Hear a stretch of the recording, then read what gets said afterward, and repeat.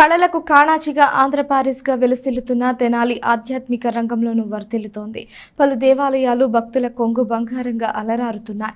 పట్టణ బోసురోడ్డులోని చిట్టి ఆంజనేయ స్వామి మందిరం ప్రముఖ ఆలయంగా సేవలు అందుకుంటోంది. స్వామివారి శత జయంతి సందర్భంగా ఎస్ న్యూస్ ప్రత్యేక కథనం. స్థానిక బోసురోడ్లోని చిట్టి ఆంజనేయ స్వామి దేవాలయం ఉన్న ప్రదేశంలో పూర్వం ప్రభల వెంకట సుబ్బయ్య అనే భాగవతోత్తముడు నివసించేవారు. వృత్తిరీత్యా సర్వేయర్, ప్రవృత్తిరీత్యా పరమ భాగవతోత్తముడు. తంబూర మీటుతూ రాగనామ గానం చేస్తూ శ్రీరాముడు ప్రచారం చేసేవారు. అప్పట్లో ఈ ప్రాంతం పట్టణ పొలిమేర. అనుసృతంగా వస్తున్న కథనం ప్రకారం ఒకరోజు వెంకట సుబ్బయ్యకు స్వప్నంలో హనుమ సాక్షాత్కారం జరిగింది. అలాగే కొన్ని రోజులు వరుసగా స్వామి దర్శనమివ్వసాగారు.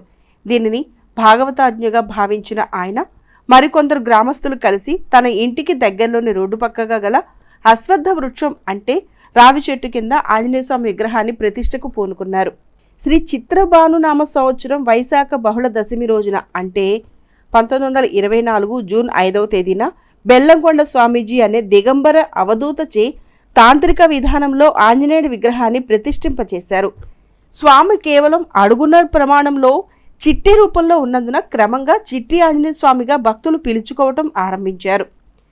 1932లో ప్రభల వెంకట సుబ్బయ్య ఆలయం ఎదురుగా చలువ పందిళ్లు వేసి శ్రీ సీతారాముల కళ్యాణం ఉత్సవాలను ప్రారంభించారు.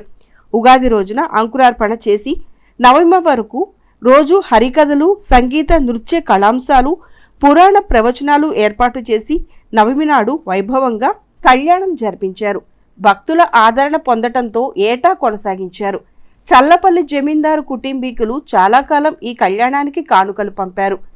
1975లో అర్చక స్వామిగా వచ్చిన దీవి సీతారామాచార్యులు నేతృత్వంలో ఈ ఆలయం మరో శకంలోకి అడుగిడింది. భక్తులతో ఆత్మీయంగా మెలుగుతూ వారి సహకారంతో మందిరానికి స్లాబు, పిట్టగోడలు, దశావతారాలు, ఇతర దేవీ దేవత బొమ్మ కట్టుబడి మందిరం లోపల ఫ్లోరింగ్, విద్యుద్దీకరణ వంటి అభివృద్ధి పనులు పూర్తి చేయించారు. ప్రతి మంగళవారం, శనివారం సామూహిక నాగవల్లి సహస్రనామ పూజ, గారెల దండ పూజ, వాహన పూజలకు ఈ దేవాలయం ప్రసిద్ధి. తిరుపతి లడ్డూలా ఈ దేవాలయంలో నివేదించే నేతి అప్పం ఈ ప్రాంతంలో విశేషమైంది. ఆలయంలో 40 రోజులు దీక్షగా ప్రదక్షిణలు చేస్తే కోరికలు నెరవేరుతాయని భక్తుల నమ్మకం. ప్రభల వెంకట సుబ్బయ్య 5వ తరానికి చెందిన ప్రభల వాసుదేవ శ్రీ కార్తీక శర్మ ధర్మకర్తగా వ్యవహరిస్తున్నారు. తదనంతర కాలంలో చిట్టి ఆంజనేయ స్వామి ఆలయం పక్కనే శ్రీ సీతారామ మందిరం ఏర్పాటైంది.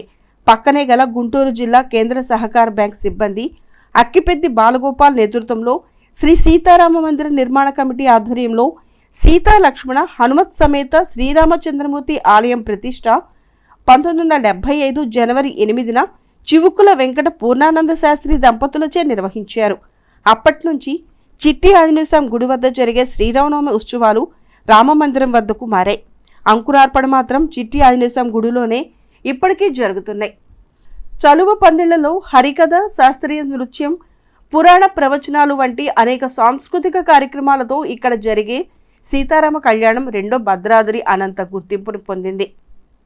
1984 నుండి సీతారామ కళ్యాణం అనంతరం పందిరి శాంతిగా చిట్టి ఆంజనేయ స్వామికి తమలపాకులతో సహస్రనామ పూజ, అప్పాల నివేదన చేసి సహకార బ్యాంకు వారిచే అన్నదానం జరుగుతోంది.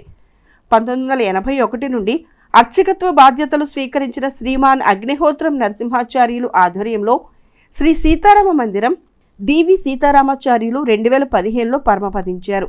తర్వాత ఆయన కుమారులైన దీవి యోగానంద చక్రవర్తి, దీవి వేణుమాధవ షణ్ముఖవర్ధన్ల ఆధ్వర్యంలో శ్రీ చిట్టి ఆంజనేయ స్వామి మందిరం అనుబంధ ఆలయాలుగా భక్తులకు ఆశీస్సులు అందిస్తున్నాయి.